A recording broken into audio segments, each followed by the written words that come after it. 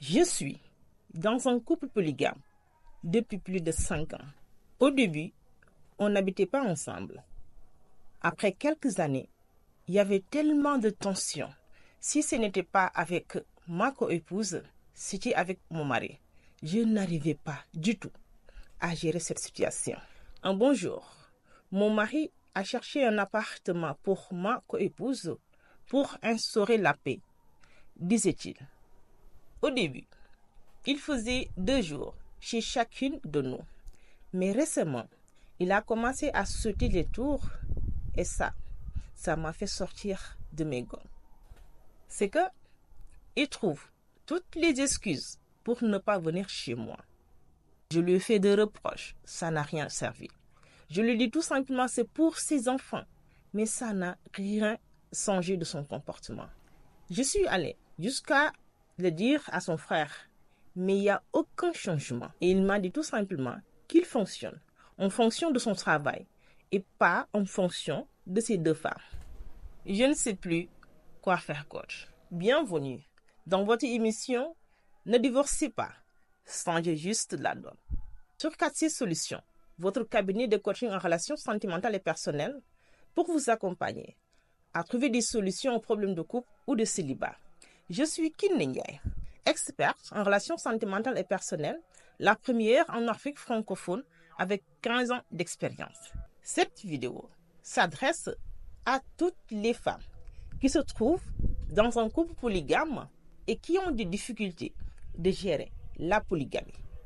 Mais avant de rentrer dans le vif du sujet, je vous invite à vous abonner pour ne rien rater de mes prochaines publications sur des sujets qui vont sûrement vous intéresser, qui vont vous aider à avoir une vie de couple stable, à ne plus penser au divorce et surtout à garder votre paix intérieure pour votre santé mentale. Et comme j'ai l'habitude de vous le répéter, vous ne verrez ça nulle part ailleurs. C'est toujours du lourd. Allez, c'est parti. Ma chérie, je sais que c'est très frustrant. Tu as cette impression-là qui t'a abandonné au profit d'une autre femme. Maintenant, je te dis ce qui se passe dans la tête de ton mari. Pour lui, tu lui en veux tellement que tu veux qu'il respecte les tours. Non pas parce que tu veux passer du temps avec lui, non. C'est parce que tout simplement, c'est ta façon de le punir un peu. De lui montrer que ça ne sera pas aussi facile que ça. Et pour l'étouffer jusqu'à ce qu'il ne respire plus. C'est ta façon tout simplement de l'emmerder un tout petit peu. Est-ce que tu comprends exactement ce qui se passe dans sa tête? Et tu sais pourquoi j'ai fait cette analyse-là? Parce que tout simplement, tu veux qu'il vienne, tout en sachant, tout simplement, que vous allez vivre l'enfer ces 2 jours-là. J'espère que tu me suis. Bon, attends, je te donne un autre exemple, comme ça tu auras un recul de par ce que je suis en train de t'expliquer. Imagine un peu, tu as une copine qui se dispute tout le temps avec son mari. C'est que, dans ce couple, s'il n'y a pas de dispute, c'est qu'il y a l'un d'eux qui est en train de dormir. Toujours des disputes. Son mari décide tout simplement de s'éloigner un peu. Et ta copine se met à remuer ciel et terre pour qu'il revienne. Et une fois c'est fait, rebolote. Il n'y a que des disputes, il n'y a que des tiraillements. Une communication tellement violente que le couple se détruit à petit feu. Est-ce que toi, tu n'auras pas du mal à comprendre les raisons qui peuvent pousser ta copine à vouloir attirer son mari chez elle, si ce n'est que pour le torturer? Si on écarte bien sûr la dépendance affective. Est-ce que toi, tu n'arrives pas à te poser ces questions-là? C'est la même chose dans la tête de ton mari. J'espère que là, tu me suis. Attention, je ne dis pas que c'est ce que tu veux. Ou bien, en tout cas, ce sont tes intentions. Mais tout simplement, je te dis ce qui se passe exactement dans la tête de ton mari. C'est la raison pour laquelle il n'est pas réceptif. Parce que pour lui, tu n'es pas encore en position de te construire. Non, Tu es toujours dans cette position de déconstruire. Est-ce que tu me suis?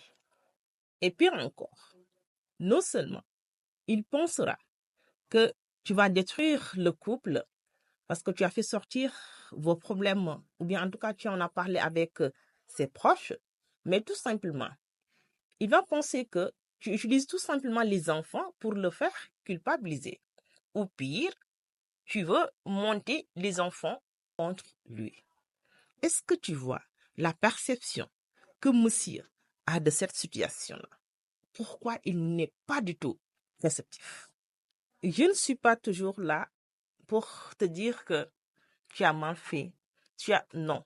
On est en train d'analyser tout simplement cette situation-là pour qu'on puisse trouver une solution. Parce que faut jamais oublier ceci. Notre objectif principal, c'est que tu sois en paix avec ce qui se passe autour de toi pour que tu puisses tout simplement t'épanouir. Continue alors. Je t'explique maintenant qu'est-ce qui se passe exactement dans la tête d'un homme, la psychologie masculine, comment les hommes fonctionnent. Les hommes sont dans le rationnel. C'est que quand ils mettent des actions, ils attendent à voir des résultats.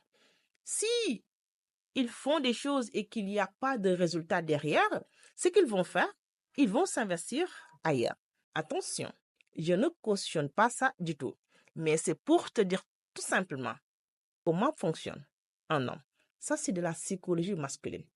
Que ça soit ton homme, mon homme, nos hommes, ils fonctionnent comme ça. Alors, je ne te dis pas ça pour te mettre la pression. Non, non, non, non. Et je ne le dis pas aussi pour le dédouaner. Loin de là.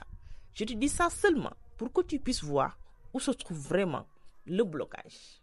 Alors, ma chérie, comme on est là pour chercher une solution à notre situation, pour qu'on puisse avoir cette paix intérieure-là, fais ceci. Pour l'instant, laisse-lui un peu d'espace. Il va revenir vers toi. Je te l'assure, il va revenir vers toi. Mais en attendant, travaille sur la gestion de tes émotions. Une fois qu'il sera là, instaure une communication non violente. D'abord, ne lui demande aucune justification ni d'explication sur le pourquoi il sautait les tours.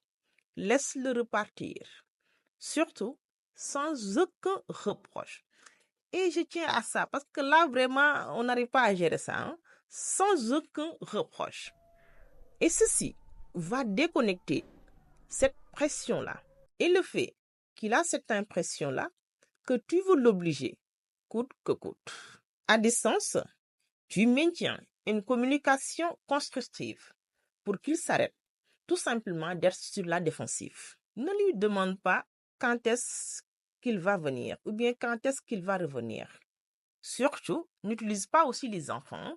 Laisse-lui de l'espace, ma chérie. Tu vas voir ce que je dis. Laisse-lui de l'espace. C'est vrai que les enfants ont besoin d'une figure paternelle, mais ils ont plus besoin d'un environnement sain. On est d'accord, hein? Et là, crée-toi un planning tellement chargé que tu n'auras plus le temps d'être sur son dos. Le cerveau n'aime pas le vide. Et surtout, ne parle plus de ce qui se passe dans votre vie de couple à son frère, tout simplement. D'accord? Parce que tout simplement, même s'ils entretiennent une relation saine, beaucoup d'hommes ne sont pas à l'aise du tout avec cette démarche. Tu verras, après quelque temps, c'est lui-même qui va prendre des initiatives. Surtout, apprends à apprécier les efforts qu'il fournit pour le pousser à faire davantage. Et surtout, il faut toujours maintenir la stratégie initiale. C'est là que parfois ça pose aussi problème, hein? Dès que les choses commencent à se rétablir, hop, voilà, on récidive, hein? Voilà. Là, on maintient toujours la stratégie initiale. C'est important, hein?